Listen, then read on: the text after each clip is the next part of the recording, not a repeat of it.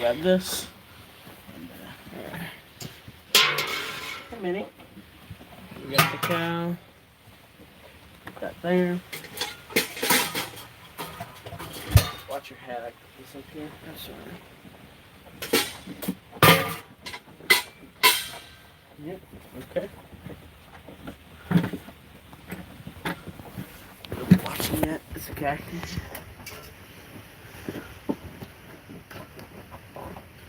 She's very clean compared to the other day. Why would she be so clean right now? I assume she hasn't gone into very much mud right now. I think she's been down by her hay most of the day, just eating. Even though today is muddy, so the more she walks around, or if she hasn't laid down, or she's laid in her shelter. One of those two. If she hasn't laid down, she wouldn't have laid in mud and gotten her udder dirty. If she's laid in her shelter is dry, so there would be no mud. And what do we give her to keep her calm? We give her some alfalfa cubes, which not only does she like them, they're actually very good for her gut and everything. Not too many. If you give her too many, it's too rich and she can get bloated.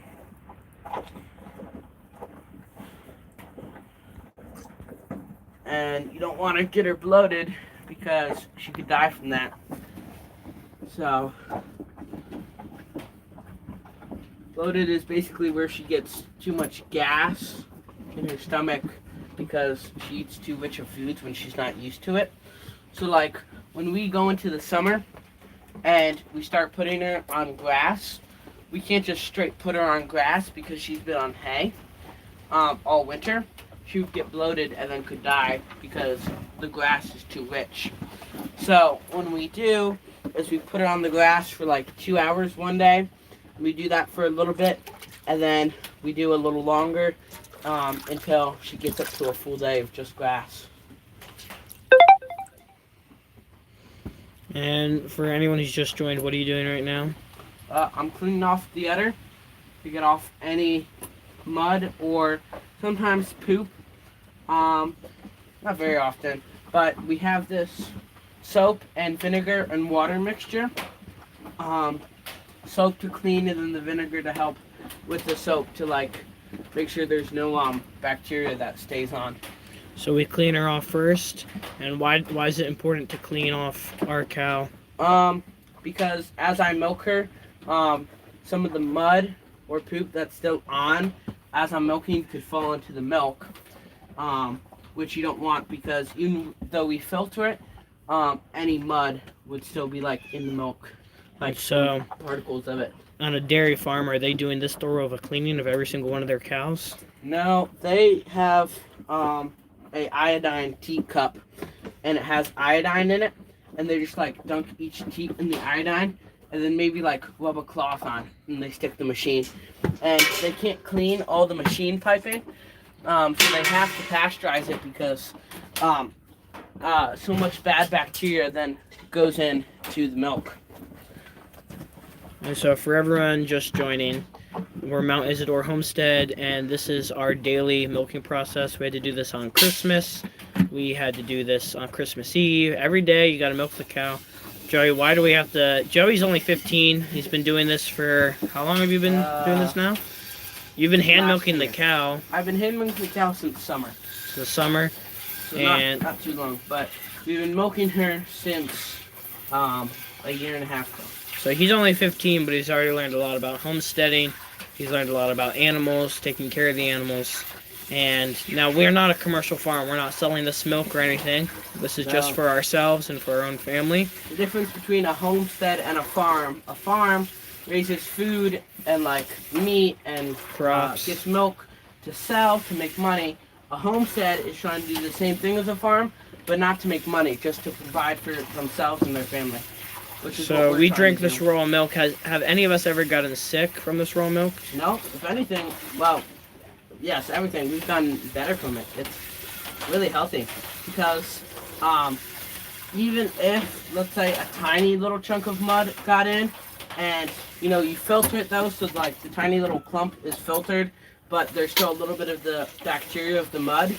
All the good bacteria in the raw milk, because we don't pasteurize it, cancels that out so much that it still is very good for us. But we try as hard as we can not to get anything in the milk. Okay, a chicken. You're out. So how long have we been drinking raw milk from this cow? A year and a half. A year and a half. No one's gotten... a little less because we dried her off last year, like That's 2 right. months before Christmas. And no one's gotten sick. Everyone's only gotten healthier. Yep. Burning Elmo said hi. Burning Elmo. It's a great name. For anyone who's just joining, this is our cow, Mini Moo. This is our homestead milking process. How much milk do we get a day? In the summer, because she's on grass, we get about 2.5 gallons. In the winter here, we get about 1 gallon. And you milk that all by hand. How long does it generally take you? The milking takes me, like the milking itself, I can do, like, it's around 15 minutes. I sometimes will take longer if she has a bit more milk, like if I've done it later. Like tonight will be a little longer because we had to do it later. We were farm sitting for another like homestead family. Homestead farm, yeah. He's our neighbor. So how many gallons of milk did you milk earlier from them? We got like just about 3 gallons from their cows. So Joey, he's only 15. He's already milked 3 gallons of milk from hand milked 3 gallons earlier for a different family's farm, and now he's milking another 1.25 gallons or so. Yeah, a little over a gallon from our own cow for our family. Yep. Yes, fresh cow milk is much better than the Walmart half-gallon milk. I agree. Yeah. Joey, what's the taste difference of Walmart milk versus our milk? So we skim our milk a little bit so we don't keep all the cream on it. So it has a bit more cream than raw milk, but than whole milk. But the main difference is the taste, because store-bought milk, when they pasteurize it, it loses all the good bacteria, and that good bacteria and nutrients actually has flavor, and it loses all that flavor of like even better milk. So think about like milk but sweeter, but like isn't too sweet but still is very good for you. So this, if you're just joining, this is our cow Minnie. She is hopefully pregnant, and hopefully we'll be having a baby next August. Joey, how long are cows pregnant for? 9 months. Just like humans. Yep. So, 7 months from now, we'll dry her off. In about like June, we'll dry her off. And then... And how do you dry the cow off? We dry the cow off by milking a little less than the milk she has in her udder every day. Because if you don't milk her every day, the milk stays in the udder and can get infected, and that's called mastitis, which isn't good for the cow, which you can get rid of it with some antibiotics. What can you get rid of with antibiotics? Mastitis? Mastitis, yeah. And that's if you don't milk every day. If you don't milk. But mastitis, you then can't drink the milk for a little while. So the cow likes getting milked. It also is uncomfortable for her because like the milk basically gets really hard up in the udder and gets really tight. And that's mastitis, and then it's harder to milk, so it hurts more if she has mastitis. So we try to milk every day. But with drying off, if you milk a little less, that milk then comes down and is waiting down here, so that when you then get the milk that then comes up, you're milking the milk that you didn't milk yesterday first. So it doesn't have time to get infected. So if you left one day, that would still be bad. It would because there's so much milk, it would just start to get infected, mastitis. But even then, you don't want to leave her for one day. So that's why I have to milk every day. So for anyone just joining, this is our homestead. This is our cow. We only have one family cow for right now. Hopefully we're going to grow the herd. And then you can see he's just milked all this milk. It's very white and fresh. It looks delicious. And then it goes through this filter. And then we're going to filter it a second time. And what you want to see with this first filter is you want to see like very little like hay or anything in it. That's what you really want. You don't want to see a bunch in that first filter. But you will see a tiny little bit, which it just happens. It's okay. Make sure nothing gets in it. So this is our cow if you're just joining. This is our family homestead. We have to milk every day. We milked on Christmas Day, holidays. There's really no break for animals. Nope. Bernie and Emma said it looks like shampoo. Yeah, it kind of looks like shampoo. Yeah, I guess so. Maybe. It's just fresh milk. What other farm chores do you have to do on the homestead in the evenings? In the evenings, we lock up the chicken run doors to make sure no raccoons, or like I guess raccoons mainly. So none of our chickens at our homestead, are ever in cages. No They cages. have free range. Just about free range. We have like a pretty big fence enclosed section. Yeah, I mean they don't have free range over the whole area. We try to keep them safe from predators. Yeah, poop on the porch, which Yeah. we don't really want. But we have a large area for them to go out and find worms and be free, and then so part of that too in the winters we have to put a light out. Yeah. So did you already put the light out? No, I'm going to. What happens is during the summer and fall, the more light they have, they can produce more eggs.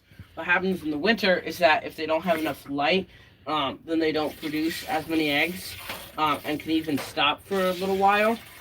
So the light just makes, we put the light on in the coop so that it keeps them awake for a couple more hours and gives them that light that they need to keep making eggs. So that's one of the evening farm chores. Oh wait, there's one of the cats. There's Jimmy. Little Jimmy. Hey, buddy.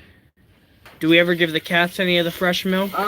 If we do, if we have like a gallon and then like a little left over, like a cup or two, we don't put that in like a pint jar or anything. We just give it to the cats. So if you're just joining us, this is our family cow, Minnie.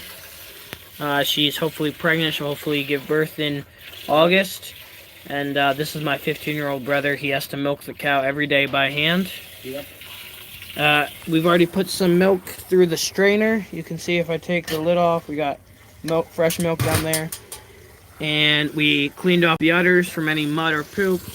It's usually pretty clean. It's pretty clean today. Yeah, you can and then see, he milks into this pail all by hand, and then we filter it twice to make sure any hair or dust or anything that might get into it isn't being consumed.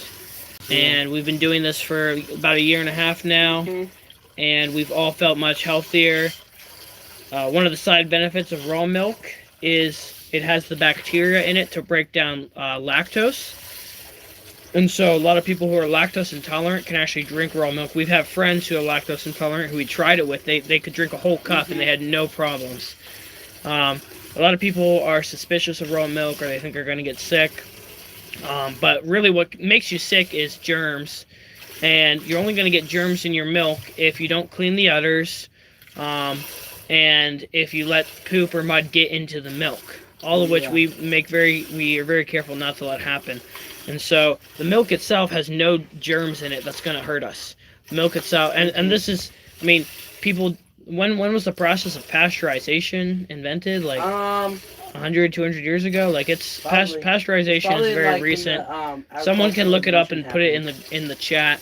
I'm not entirely sure, but like people have been milking cows and drinking the milk from cows for hundreds of years, thousands of years. Probably when the milking machine was invented. Yeah. Because that's when you then had pipes. That then if you had piping, the pipes, yeah. The pipes then got bacteria.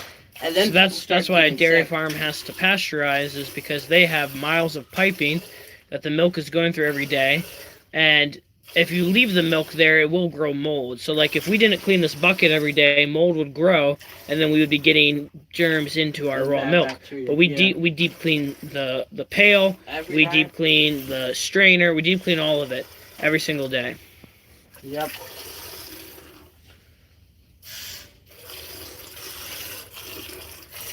Yeah, and we have to milk every day, even on Christmas. Is Christmas really yesterday? Or was that 2 days ago at this point? No, that was yesterday. Wow. It's the 25th. Even yesterday, Christmas, we had to milk. Yep. Gladys Upton said, you guys are giving a lot of info. I just learned a lot. Been around cows/farms, but didn't know some things. I'm 75. Wow, Gladys. Thanks for joining us. Yeah. 75 years young. This is Minnie. Gladys says hello. Okay, Minnie's just being milked. Gladys, welcome. Thank you for watching. We try to live stream every day. I don't know if we're going to continue doing it, but we're trying to just give some info and let people see. We have to milk every day, so why not show it to other people what it's like? If you have any questions, leave it in the chat. But yeah, this is our family cow. If you're just joining us, this is our family cow, Minnie. We live on a 7-acre homestead in Ohio. This is my 15-year-old brother. He has to hand milk her every single day. And we just finished up milking. So we strain it once through this strainer, and then we're going to strain it a second time when we get inside. You can see this milk is very white.